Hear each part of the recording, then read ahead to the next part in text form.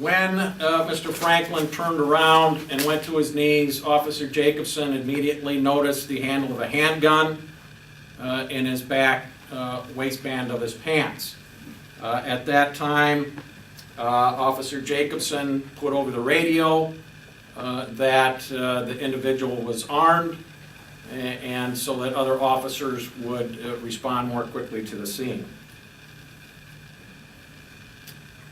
During this time, Officer Jacobson noticed that Mr. Franklin is continually looking back at him, is not sitting still, he's moving around, not completely locking his hands behind his head, and Officer Jacobson is of the opinion that Franklin is waiting for his chance to flee the scene. Well, 5, I'm holding him at gunpoint. He has a gun in his pants. 10-4 has a 1032 in his pants. 104 copy. 16 round. 10-4. 117 copy. 72, shots fired, we're 10-2. 10-4, unit shots fired, 806.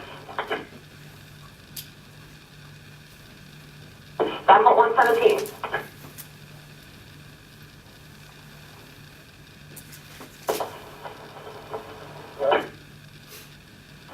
What's the 20?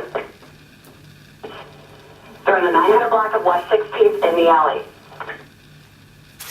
105, send fire and medic here. Man down, officers are 10-2. 10-4, man down, officers are 10-2. Officers 10-2. On the right of the screen is a shadow of Officer Lundy approaching. That's when he says, "I'm going to cuff him," and you'll see Franklin jump up.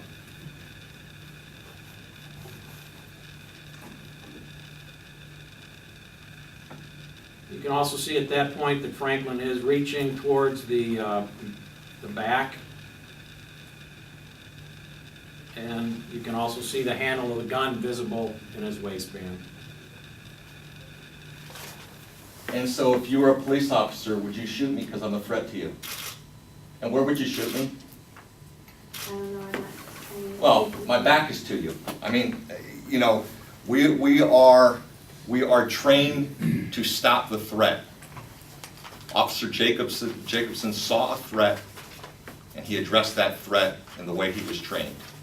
I do not see, it doesn't matter where the person was shot.